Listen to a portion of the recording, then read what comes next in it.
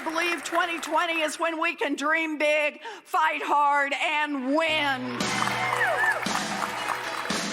Elle est le nouveau visage de la gauche américaine, Elizabeth Warren. C'est une enseignante tenace, électrique. Les étudiants l'adoraient. We need to take power in Washington away from the wealthy and well-connected. The Trump administration is the most corrupt in living memory. Massachusetts is represented by Pocahontas, right? Pocahontas. Dans les États-Unis de Donald Trump, nos droits fondamentaux nous viennent de Dieu, pas du gouvernement. She is a terrible human being. le camp progressiste n'a pas dit son dernier mot. Personne dans ce pays n'est devenu riche seul. Personne. Le pari Warren, taxer les riches. Ils ont plein d'argent, alors taxons-les. Elle veut rendre à la classe moyenne son rêve américain. It's been nudged by money. Money, money, money. It's our time to win the fight.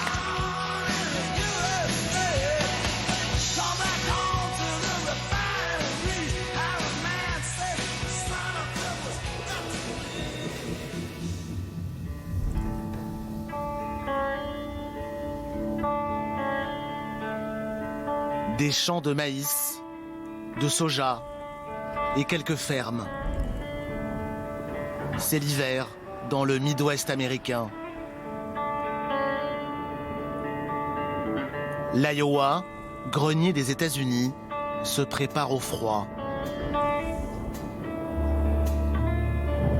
Jusqu'à moins 30 degrés en janvier. Waverly, 9000 habitants, accueille ce jour-là une candidate aux primaires démocrates, Elizabeth Warren. Elle représente la gauche du parti, une gauche à l'européenne. Les gens ne comprennent pas le mot socialisme, mais ils adorent leurs programmes sociaux. Début février, le parti choisira son champion. L'Iowa sera le premier État à voter. C'est bon? Toi, t'es enregistré pour le vote? Non, t'es trop jeune. Mais c'est bien que tu sois là. Le public du jour, beaucoup de retraités, comme Hardy. Toute ma vie, je n'ai été rien d'autre que démocrate. C'est dans mon sang. Ici, on croise la working class, une Amérique laborieuse, en quête d'un discours social qui n'a jamais disparu aux États-Unis. Les autres candidats, ils ne se battent que pour eux. Elle, c'est la seule qui fait des choses. Elle essaie de rendre la vie meilleure pour les gens normaux, au lieu de faire gagner de l'argent aux grandes entreprises.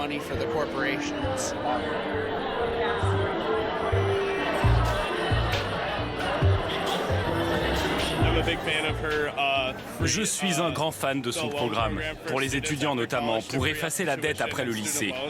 Moi, je paye 11 000 $ par an, et c'est de l'argent que je devrais rembourser après mes études.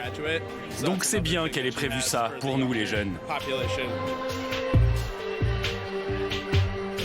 C'est un plaisir et un honneur d'accueillir la sénatrice Elizabeth Warren.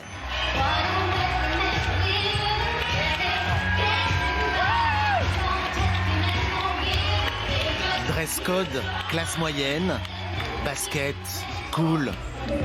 À 70 ans, Elizabeth Warren a de l'énergie.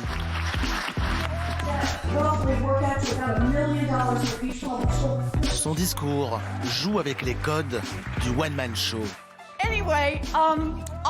Je suis née et j'ai grandi dans l'Oklahoma. Aucune réaction. Il n'y en a pas un seul ici. Ah si, quelqu'un là-bas. Pendant 1 heure, Warren déroule son histoire américaine, celle d'une enfance modeste, confrontée à la pauvreté. Aujourd'hui encore, je me souviens du moment où notre famille a perdu son rang social. J'ai 9 ans, c'est la nuit, ma mère m'embrasse, me borde dans la couverture. Elle fait un grand sourire, elle ferme la porte et je l'entends pleurer. Elle n'a jamais voulu pleurer devant moi.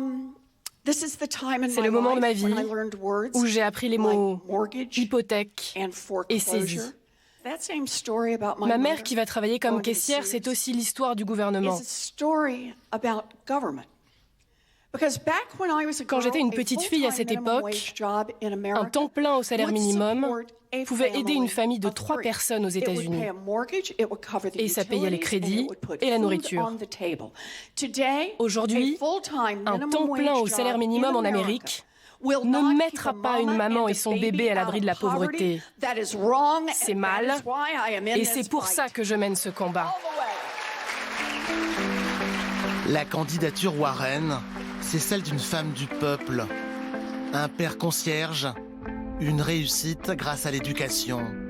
Alors pour chaque problème, Elizabeth a un plan. La bonne nouvelle, c'est que j'ai le plus grand plan anticorruption depuis le Watergate. Je m'appelle Marie. Bonjour Marie. J'aime bien le fait que vous ayez pas que des idées, mais aussi des plans. Oui. Et donc, vous êtes présidente et vous présentez vos plans au Congrès. Comment vous ferez pour protéger un État comme l'Iowa qui a tout privatisé? C'est une bonne question. Et j'ai un plan pour ça. Non, je suis vraiment sérieuse. On prend le pari? Il y aura un plan pour ça. Merci Marie, merci. Combattez fort et gagnez!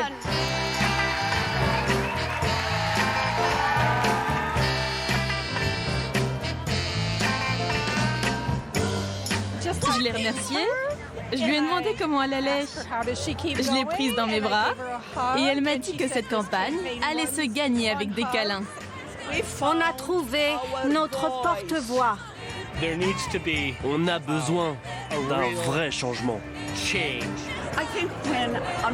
Les Américains voient parfaitement ce que je veux dire d'avoir une assurance maladie au lieu d'avoir une compagnie d'assurance privée qui peut s'arrêter. Ce ne sera pas seulement un immense soulagement financier, ça va enfin donner sa place à la santé aux États-Unis.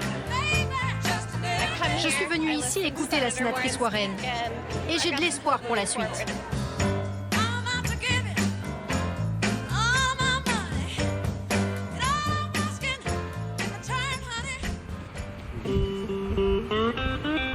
Elizabeth Warren, ou l'histoire emblématique d'une ascension sociale à l'américaine. Une naissance en 1949 à Norman, Oklahoma. Un État rural à l'époque de la ségrégation raciale.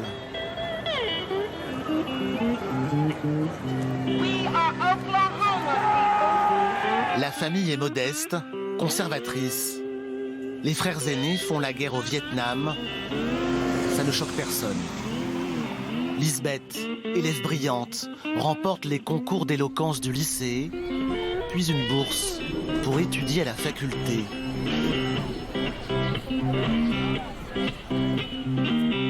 Un parcours académique hors norme, malgré les naissances des enfants. Elizabeth Warren étudie le droit, pas celui des affaires, celui des faillites personnelles. Elle est avocate, puis professeure.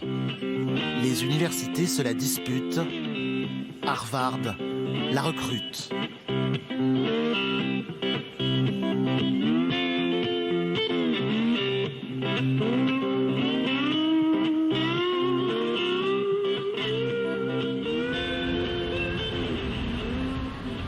Dans les années 90, la professeure Warren va devenir une figure de l'élite intellectuelle du pays.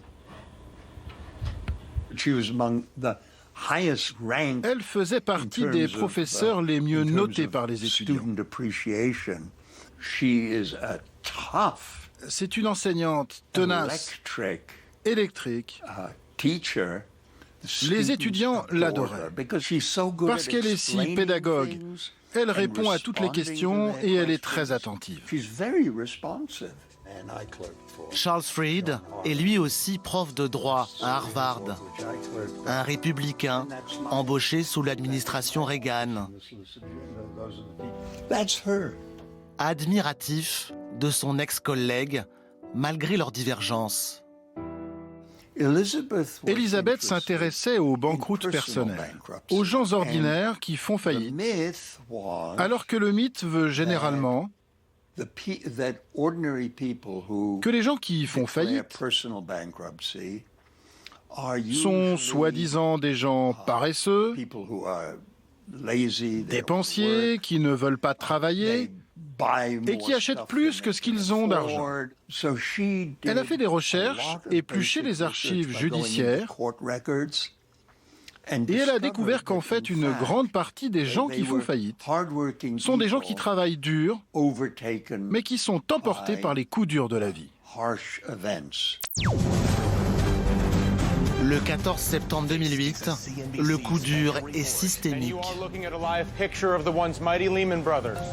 Ce jour-là, Wall Street est en panique. C'est la plus grosse faillite de l'histoire bancaire. Les marchés dévissent. This is absolutely stunning. One of them, Lehman Brothers, right behind me, the parent company of Lehman Brothers, filing for bankruptcy. It was the worst day on Wall Street since the crash of 1987. C'est la crise des subprimes. Des prêts immobiliers dont les taux d'intérêt s'envolent. Des centaines de milliers d'Américains perdent leur maison.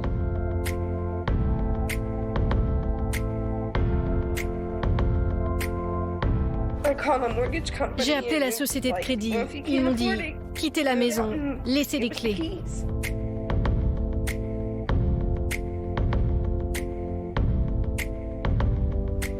Ce qui était pour la professeure Warren un sujet de recherche universitaire devient le cœur de la campagne présidentielle.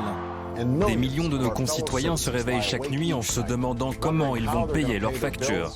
Ne vous y trompez pas, c'est le plus grand défi économique de notre époque. Warren a rendez-vous avec l'histoire. Obama lui confie la création d'une agence de protection des consommateurs. Je connais Elizabeth Warren depuis la fac de droit. Elle vient de l'Oklahoma, elle est fille de concierge. Et je suis très fier qu'Elizabeth Warren nous apporte son aide, qu'elle mette en pratique le résultat de ses recherches. Donc nous sommes très fiers de vous, Elizabeth. Bonne chance. Merci, Monsieur le Président. C'est la naissance politique d'Elizabeth Warren, la shérif de Wall Street. Elle passe les banquiers sur le grill, y compris le président de la Banque centrale. Donc cette banque a reçu 70 milliards de dollars de provisions, plus 100 milliards de prêts de la Fed. Vous savez où est passé l'argent? Absolument. L'argent... je serais ravi de vous donner tous les détails. Les banquiers la détestent. Ils parviennent à la mettre sur la touche. Et vous savez ce qu'elle a fait? Elle s'est présentée au Sénat. Et les banquiers et les compagnies de crédit qui ne pouvaient pas la voir, eh bien, si elle avait eu le poste, elle serait rentrée à Harvard 2 ans plus tard. Mais là, comme sénatrice, ils l'auront sur le dos jusqu'à la fin des temps. Et pour elle, c'était vraiment très agréable. Moi, j'étais républicain et on a eu beaucoup de discussions.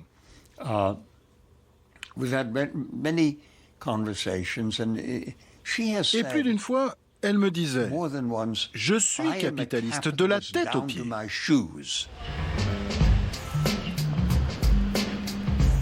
Une capitaliste de gauche, élue à Boston. La fille de concierge est parvenue au sommet de l'establishment américain. Elle incarne la conscience sociale, la défense des classes laborieuses et réclame un coup de balai. Personne dans ce pays n'est devenu riche seul. Personne. Vous avez créé votre usine et elle est devenue quelque chose de grandiose? Dieu merci, gardez-en le plus gros morceau. Mais une partie du contrat social sous-jacent, c'est qu'en prenant votre part du gâteau, vous en donniez aussi pour le prochain gamin qui arrive. Warren, championne d'une gauche américaine qui se cherche. En 2016, elle soutient Hillary Clinton. Je suis là aujourd'hui parce que je suis avec elle. Oui, elle.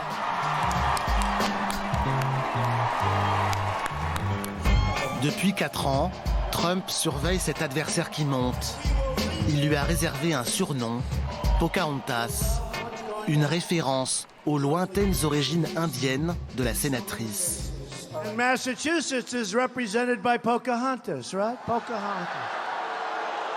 It's represented by Pocahontas. Pocahontas is not happy. She's not happy. She's the worst. She is just a terrible person. Terrible. But this Elizabeth Warren, I call her Goofy, Elizabeth Warren, she's one of the worst senators in the entire United States Senate. Au Parti démocrate aussi, la candidature Warren dérange. Elle déporte le centre de gravité. À quelques semaines des primaires de février, ils sont 15 candidats sur la ligne de départ, mais tout se joue entre les 3 premiers. Le favori, Joe Biden, ancien vice-président d'Obama, la carte du modéré centriste. En embuscade, Elizabeth Warren, puis Bernie Sanders. Il y a 3 ans, celui qui se définit comme socialiste était seul à la gauche du parti. Cette fois, ils sont 2. Ensemble, ils pèsent 35%. Dans leur sillage, les nouvelles stars du parti élues l'an dernier, tous d'accord pour annuler la dette étudiante, créer une assurance maladie en taxant les riches.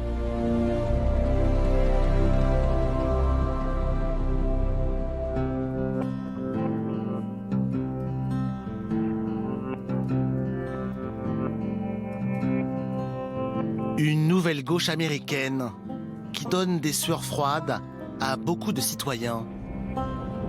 Bienvenue en Virginie, sur la côte Est, le berceau de l'indépendance des États-Unis au XVIIIe siècle.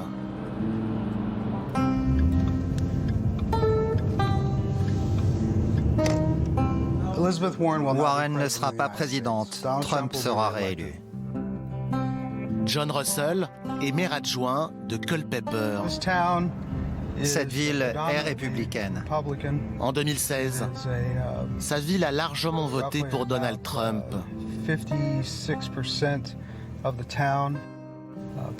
Les gens viennent ici parce qu'ils aiment l'atmosphère d'une petite ville. Ils aiment savoir qui sont leurs voisins. Ils aiment travailler ensemble, partager les mêmes valeurs.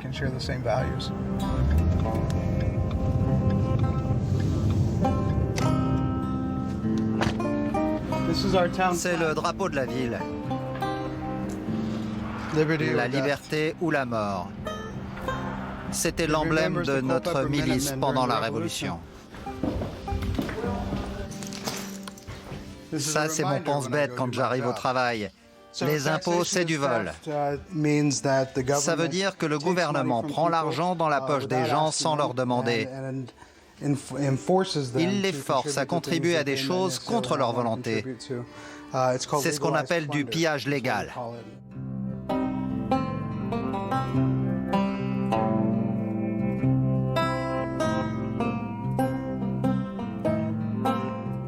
Elizabeth Warren représente une forme de politique qui ne nous plaît pas ici. Elle veut un gouvernement qui s'occupe de tout le monde, jusqu'à la tombe. Je ne veux pas qu'on puisse gérer la santé comme une immatriculation de voiture. Elizabeth Warren serait très bien en Europe. Son socialisme n'a aucune limite. Nos droits fondamentaux nous viennent de Dieu, pas du gouvernement. Ça fait de nous un pays unique sur Terre.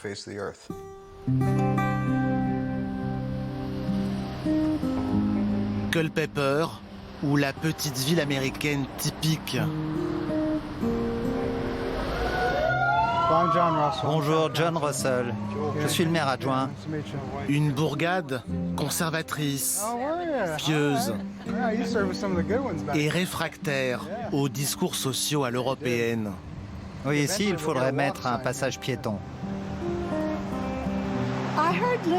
J'ai entendu Elizabeth Warren parler il y a 10 ans. Son éloquence m'avait impressionnée. Ce qu'elle disait à l'époque était très mesuré. Je me disais, est-ce que je suis encore républicaine?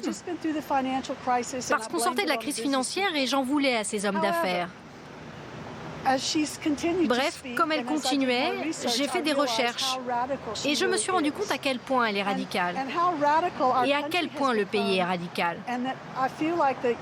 Je crois que les jeunes ne savent pas ce qui est en train d'être jeté à la poubelle. Si on va vers un système socialiste, il n'y a plus de liberté. Pour moi, c'est parce que Dieu nous a abandonnés. We'll meet you on the corner of Davis Street.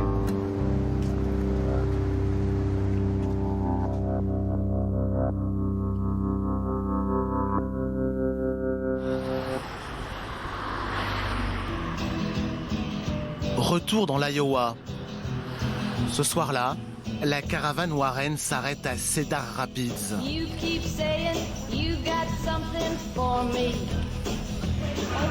Une petite ville et sa classe moyenne, qui veut croire qu'une autre Amérique, plus juste et plus sociale, est possible.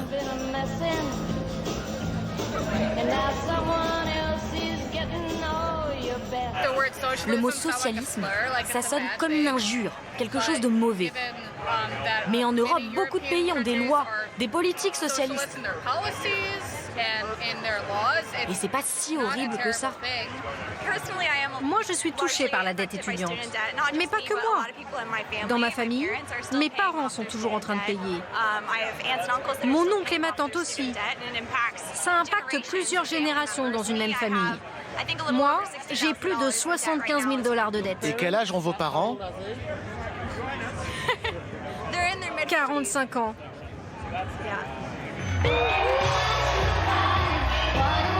Elizabeth Warren en uniforme de campagne.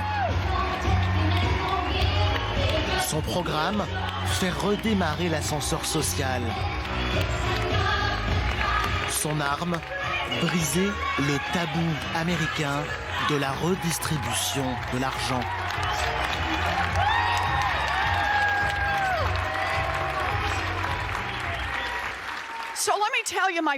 Alors, laissez-moi vous dire mon idée de base. Tes premiers 50 millions de dollars, tu les gardes. C'est pour toi. Ah, je vois un gars qui se dit « Oh, cette femme, elle délire, faut qu'elle se soigne. » Non, tes premiers 50 millions, c'est gratuit. Mais sur ton premier dollar après 50 millions, tu donnes 2 cents. Puis après, sur chaque dollar, 2 cents. Non, mais ça va, les gars. C'est 2 cents. On peut essayer de réfléchir à comment on va le faire. Eh bien, on peut annuler la dette de 43 millions d'étudiants américains. Oui, avec 2 cents.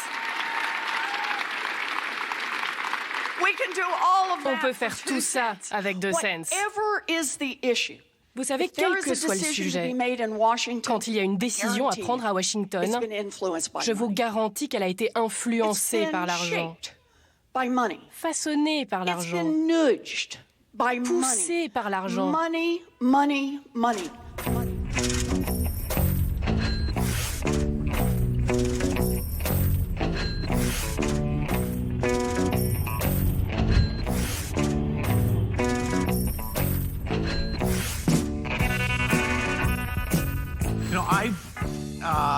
Moi, j'ai payé plus de 10 milliards de dollars d'impôts, plus que n'importe qui.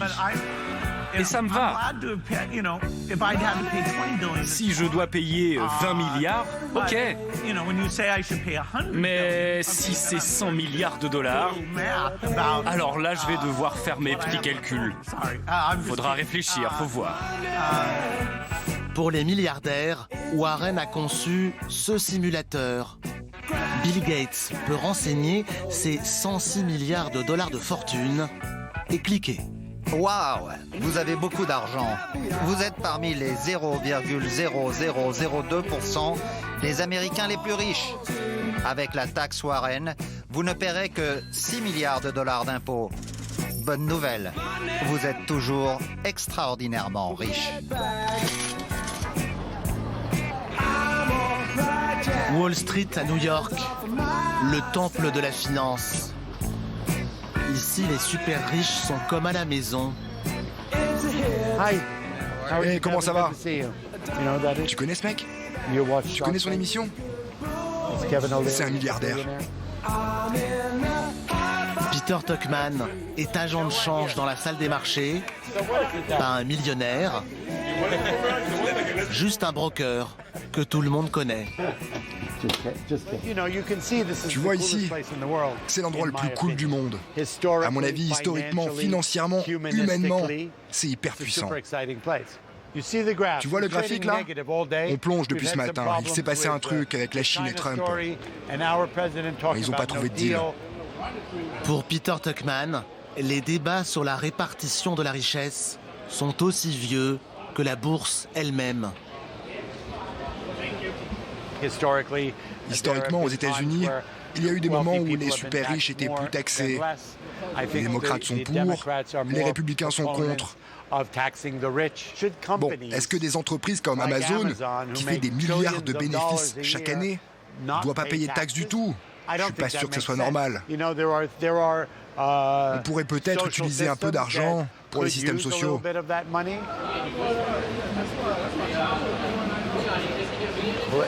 Chaque politicien en campagne veut faire plaisir à son électorat. Les gens qui vont voter pour Warren, ce sont les jeunes avec les dettes. Alors elle dit qu'elle va les effacer. Les gens qui sont malades veulent une assurance maladie gratuite. Alors on leur dit, on va rendre la santé gratuite. Tout le monde raconte une petite histoire.